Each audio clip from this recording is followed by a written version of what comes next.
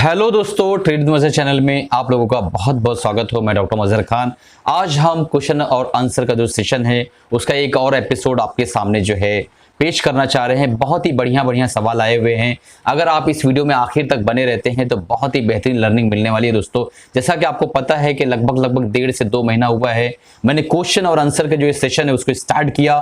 बहुत से लोग जो सवाल नहीं पूछ पाते हैं, कई यूट्यूबर्स है पर वो कमेंट डालते हैं, उनको कोई आंसर ही नहीं देता है, कोई रिस्पॉन्स ही नहीं करता है। बट ये जो चैनल है हमारा, हम कोशिश करते हैं कि ऐसे सवाल जो बेहतरीन हो, अच्छे हो, ऐसा उसके अंदर लर्निंग कुछ इंक्लूड कर सके, हम वैसे सवाल पुट ऑन करते हैं और ऐसे सवाल के जवाब देने की कोशिश करते हैं। तो इस वीडियो को आखिर तक जरूर देखिएगा। बहुत बेहतरीन बेहतरीन सवाल इस हफ्ते आए हैं। सारे के सारे क्वेश्चंस के आंसर हम देने की कोशिश करेंगे। चलिए दोस्तों, अगर आपने चैनल को सब्सक्राइब नहीं किया है तुरंत सब्सक्राइब कर लीजिए, बेल बटन दबा दीजिए। मन में कोई सवाल है कमेंट करके पूछिए, अगले हफ्ते आपके सवाल का भी जवाब आएगा। चलिए चलते हैं चार्ट पर, एक एक सवाल को हम जवाब देने की कोशिश करते हैं।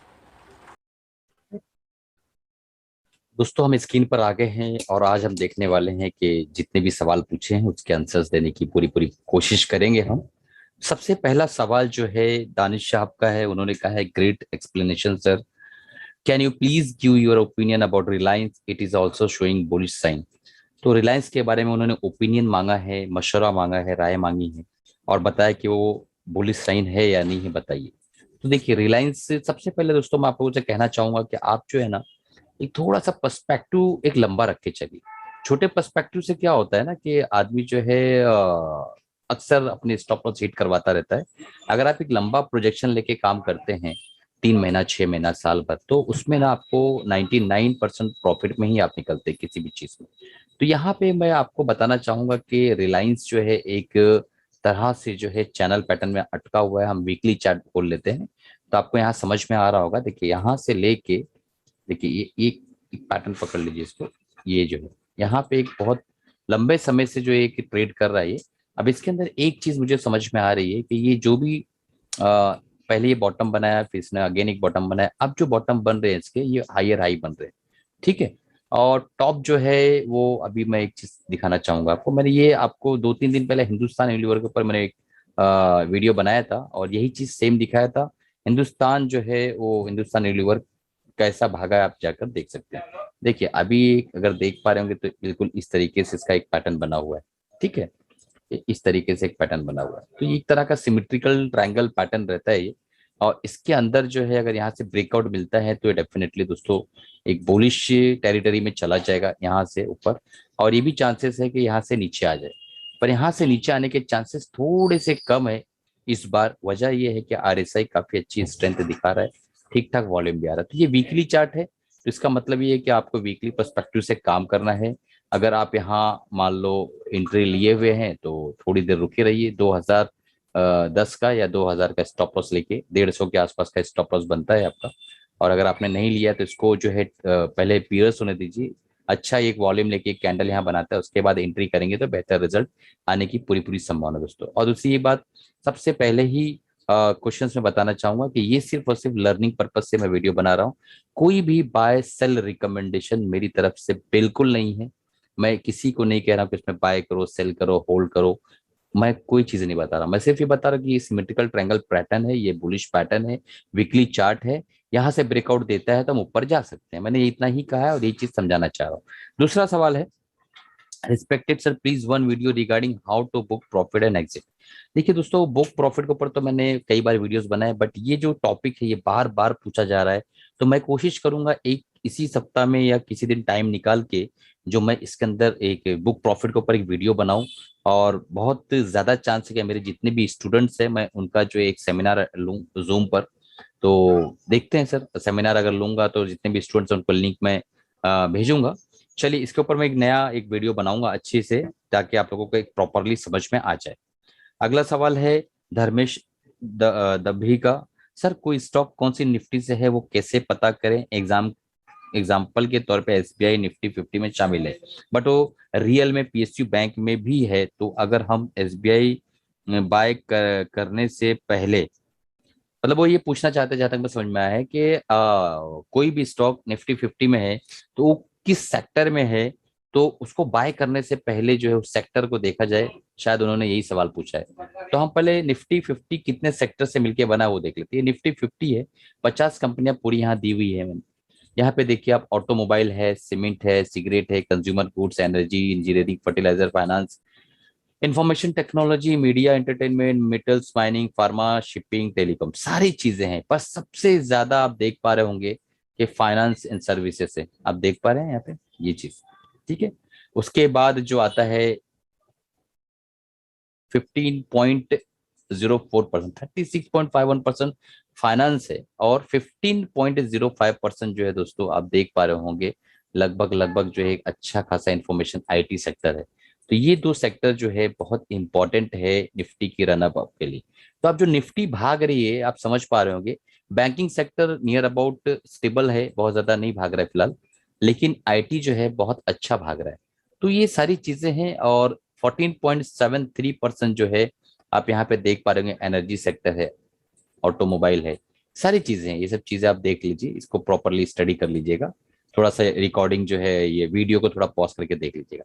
तो अगर हमको मान लो, एक मिसाल दे रहा हूँ कि फाइनेंस के अंदर एंट्री मारना है, जो कि एक बैंक है, जैसे इन्होंने पूछा है कि निफ्टी एसबीआई निफ्टी 50 में, बराबर। तो आपको पीएसयू बैंक का चार्ट एक बार देखना ही पड़ेगा। पीएसयू बैंक के जो चार्ट्स हैं उसको एक बार देखने पड़ेंगे। अगर वो बुलिश है चार्ट ओवरऑल सेक्टर, तो आप इसमें जो है अपने जो रिस्क रिवॉर्ड के हिसाब से, अपनी स्ट्रैटेजी के हिसाब से एंट्री ले सकते हैं। और अगर वो पूरा सेक्टर बेरिश है और आपका एक चार्ट बुलिश बता रहा है, तो काफी प्रोबेबिलिटी है कि वहां से वो नीचे चला है। तो ये चीज का आप ख्याल रखिएगा। उम्मीद है कि आपको पूरा आंसर मिल गया होगा। फिर भी आपको ऐसा कुछ लगता है तो आप आगे क्वेश्चंस कर सकते हैं, और उसके ऊपर मैं फिर एक अच्छा पूरा कंप्लीट वीडियो बनाने की कोशिश करूंगा। अगला सवाल, USIIO। सर निफ्टी 50 में राउंडिंग बॉटम पैटर्न का टारगेट अचीव हो गया, अब क्या इंडेक्स खड़ी रहेगी और मिड कैप स्टॉक में रैली आएगी? निफ्टी ऑटो पर भी एक व्यू बनाइए। तो सर आपने इसमें दो सवाल पूछे, निफ्टी ऑटो पर एक व्यू, उसके ऊपर मैं कंप्लीट वीडियो मंडे या ट्यूसडे बनाने की पूरी पूरी कोशिश करूंगा अगले हफ्ते। बट आपका जो पहला सवाल है, निफ्टी 50 राउंडिंग बॉटम कंप्लीट कर चुका है, तो निफ्टी 50 पर हम जा रहे हैं। और निफ्टी 50 आप देखिए, वीकली चार्ट है ये। वीकली चार्ट के अंदर जो मैंने एक बार बताया था एक्चुअली निफ्टी एपिसोड के अंदर, कि ये राउंडिंग बॉटम बना रहा है, ये राउंडिंग बॉटम बना रहा है। और राउंडिंग बॉटम जो है उसके बाद ये हैंडल इस तरीके से नहीं बनाया, बिल्कुल इस तरीके से हैंडल बताया, ठीक है। तो इस हैंडल के हिसाब से अगर ये ब्रेक करता है तो बहुत ऊंचाई पर जाएगा। तो ये ऊपर गया, आप देख रहे हैं, ये ब्रेक किया तो ऊपर गया। बट क्या इसका टारगेट अचीव हुआ है? तो मुझे लगता है दोस्तों कि इसका टारगेट अभी अचीव नहीं हुआ है, क्योंकि अगर एक ब्रेकआउट होता है इसका, तो 15,900 के ऊपर ब्रेकआउट हुआ है, और 14,600, तो लगभग लगभग ये 1,400 पॉइंट ऊपर जाना चाहिए, जो कि अभी उतना ऊपर गया नहीं है। लगभग लगभग एक 600-700 पॉइंट ऊपर गया है। तो अगर हम इसको देखें तो मुझे ऐसा लगता है कि इसके अंदर अभी बहुत क्षमता है ये ऊपर जाने की, ठीक है। तो अभी वीकली चार्ट के हिसाब से अगर हमको ट्रेडिंग करना है, तो मुझे ऐसा लगता है कि अभी इसकी जो अपर साइड लिमिट है, अभी और ऊपर जाने की क्षमता बाकी है। तो हमें इस कैंडल के नीचे स्टॉप लॉस लेके अपने पोजीशन को खड़ा रखना चाहिए। 16,000 का जो ये है, मतलब कैंडल का लो, इधर पे आप 16,000 का एक रखिए आप स्टॉप लॉस, ये वाला, और अपनी पोजीशन को खड़ा रखिए, मुझे ऐसा लगता है। क्योंकि ये अभी इसकी अगर राउंडिंग बॉटम के टारगेट्स अगर देखे जाए तो पूरे नहीं हुए हैं। इसने हैंडल को ब्रेक किया और ऊपर गया, ये तो मैंने आपको निफ्टी एपिसोड में बताया हुआ था। बट ये हैंडल का जो ब्रेकआउट है, इसका ये टारगेट नहीं होता, ये इसके डीप जो है ना, उतना ही ऊपर जाना चाहिए। तो यहाँ से मुझे ऐसा लगता है कि 800-900 पॉइंट के आसपास का मोमेंटम अभी बाकी है। 800-900 नहीं तो कम से कम 500-600 पॉइंट तो आराम से ऊपर जाएगा, यानी 1700 ऐसा लगता है कि टच करना चाहिए दोस्तों। फिर वापस बताऊंगा कि ये लर्निंग पर्पज से है, सिर्फ और सिर्फ इसके ऊपर मैं सिखाने की कोशिश कर रहा हूँ दोस्तों, कोई बाय सेल रिकमेंडेशन नहीं है, ठीक है। अब चलते हैं अगले वीडियो में, चलते हैं और देखने की कोशिश करते हैं कि क्या है। जूनियर टैलेंट, सर डाबर में प्रॉफिट हो रहा है, क्या करूं, बुक कर लो? ये बहुत इंपॉर्टेंट सवाल इन्होंने पूछा है। प्रॉफिट हो रहा है तो बुक कर लूं? मैं डाबर पे चलता हूं, देखने की कोशिश करता हूँ। देखिए दोस्तों, सबसे पहली बात, हम लोग स्टॉक मार्केट में आते हैं पैसिव इनकम जनरेट करने के लिए। 2-4-5% के प्रॉफिट के लिए नहीं आते हैं, बल्कि कोशिश करिए आपके मिनिमम आपका 10% प्रॉफिट हो मिनिमम। अगर आप स्विंग ले रहे हैं 10% से लेके 25% के स्विंग्स, इससे नीचे मत लीजिए, क्योंकि मेरे कोर्सेज में मैं यही सिखाता हूँ। ठीक है। अब जो है इसके अंदर जो है अगर उनको प्रॉफिट हो रहा है तो मुझे ऐसा लगता है कि इसका जो लो है ये कितना है, ये 570 रुपए का एसएल लेके इनको इस पे रुके रहना चाहिए। वजह क्या है, क्योंकि मुझे ऐसा लगता है दोस्तों, मैं गलत भी हो सकता हूँ, कि ये जो है ना इस बार ब्रेक होना तय है। इस बार ये पक्का ब्रेक होना तय है, ऐसा मुझे लगता है। ठीक है, क्योंकि एक तरह का देखा जाए तो एक डबल बॉटम पैटर्न बना के ऊपर जा रहा है। तो अगर ये ब्रेक करता है तो बहुत ही बेहतरीन इनको प्रॉफिट हो जाएगा। तो अगर ये थोड़ा रुकते हैं तो मेरे हिसाब से ज्यादा बेटर होगा। तो चलिए, अब इसी के साथ जो है इतने क्वेश्चन ही ले सकता था मैं। और मिलते हैं अगले एपिसोड में। कल के दिन तो हमारा चार्ट ऑफ द वीक आने वाला है। इसी के साथ दोस्तों अलविदा चाहूंगा। उम्मीद है आप कमा रहे होंगे, खुश होंगे, अपनी फैमिली का ख्याल रखिए। मन में कोई सवाल है तो बिल्कुल इसी तरीके से आपके जवाब दिए जाएंगे, तो सवाल पूछिए।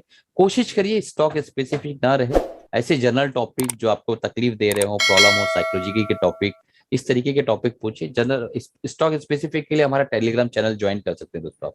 चलिए अलविदा चाहता हूँ।